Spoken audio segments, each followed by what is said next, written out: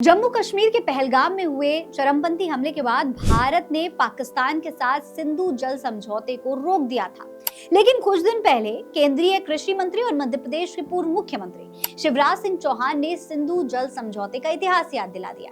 उनका कहना था कि देश के पहले प्रधानमंत्री यानी कि जवाहरलाल नेहरू ने ये डील करके भारत के साथ अन्याय किया। शिवराज सिंह चौहान ये भी कह रहे थे कि उस वक्त के वाटर एक्सपर्ट्स के विरोध के बावजूद सिंधु ट्रीटी पर साइन किए गए थे।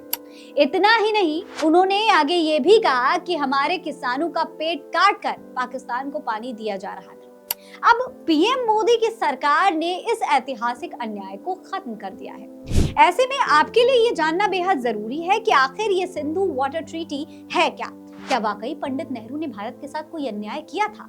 आखिर क्या है इस ट्रीटी का पूरा इतिहास? चलिए विस्तार से समझते हैं। सलाम नमस्ते दोस्तों, मेरा नाम फरहीन अंसारी है और आप ये खबर मेरे official channel Farheen Ansari official पर देख रहे हैं। तो दोस्तों, ये बात है 19 सितंबर 1960 की। उस दिन भारत के प्रधानमंत्री जवाहरलाल नेहरू और पाकिस्तान के राष्ट्रपति अयूब खान ने कराची में एक समझौते पर साइन किया। असल में दोस्तों, ब्रिटिश राज के दौरान ही दक्षिण पंजाब में सिंधु नदी घाटी पर एक बड़ी नहर बनाई गई थी। उस एक नहर ने इस पूरे इलाके को उपजाऊ बना दिया। इसका इतना फायदा हुआ कि बाद में वो दक्षिण एशिया का एक सबसे खास कृषि क्षेत्र बन गया। हालांकि भारत और पाकिस्तान के बीच बंटवारे के दौरान जब पंजाब को विभाजित किया गया तो इसका पूर्वी भाग भारत के पास और पश्चिमी हिस्सा पाकिस्तान के पास चला गया। सबसे बड़ी बात यह थी दोस्तों कि बंटवारे के दौरान ही सिंधु नदी घाटी और इसकी बड़ी बड़ी नहरों को भी बांट तो दिया गया, लेकिन इससे होकर मिलने वाला जो पानी था उसके लिए पाकिस्तान को पूरी तरीके से अभी भी भारत पर ही डिपेंड रहना पड़ता था, क्योंकि भारत पानी के फ्लो को कभी भी रोक सकता था। यही वजह थी कि पानी के बहाव को बनाए रखने के मकसद से पूर्व और पश्चिम पंजाब के चीफ इंजीनियर्स के बीच 20 दिसंबर 1947 को एक समझौता हुआ। इसके तहत बंटवारे से पहले तय किया गया पानी का हिस्सा भारत को 31 मार्च 1948 तक पाकिस्तान को देने तक तय हुआ था।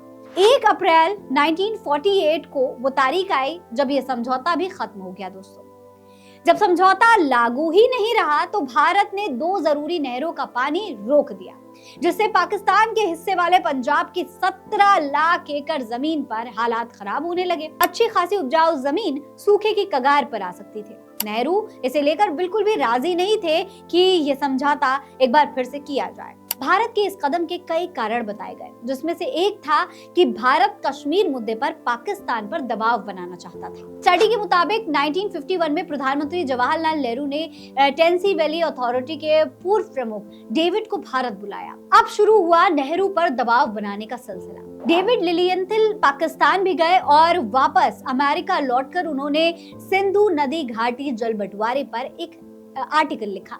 ये जो आर्टिकल था ये वर्ल्ड बैंक चीफ और लिलियंथिल के दोस्त डेविड ब्लैक ने भी पढ़ा और उन्होंने भारत और पाकिस्तान के चीफ से इस बारे में कांटेक्ट भी किया और फिर दोनों पक्षों के बीच बैठकों का सिलसिला शुरू हो गया। नेहरू झुकने को तैयार ही नहीं थे।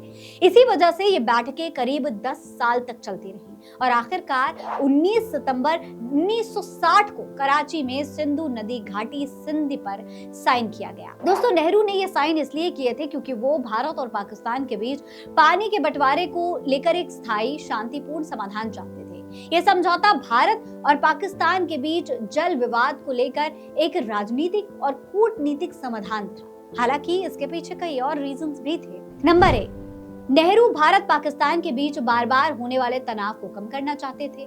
जल विवाद से युद्ध की आशंका थी, जिसे टालने के लिए ये समझौता जरूरी था। नंबर 2, वर्ल्ड बैंक ने इस समझौते में मीडिएटर का काम किया। ये एक ऐसा मंच था जहां दोनों देशों को बिना सीधे टकराव के समाधान निकालना था।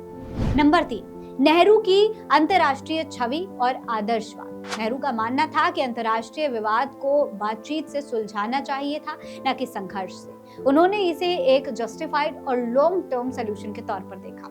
हालांकि दोस्तों, 10 साल तक पाकिस्तान को तड़पाने के बाद भी भारतीय विश्लेषकों को और कुछ चुनिंदा राजनेताओं ने नेहरू की इस नीति की आलोचना ही की, ये कहते हुए कि उन्होंने पाकिस्तान को ज्यादा पानी दे दिया और भारत के साथ अन्याय कर दिया, जबकि उस वक्त के हालात को देखते हुए ये कहना पूरी तरह जायज नहीं होगा।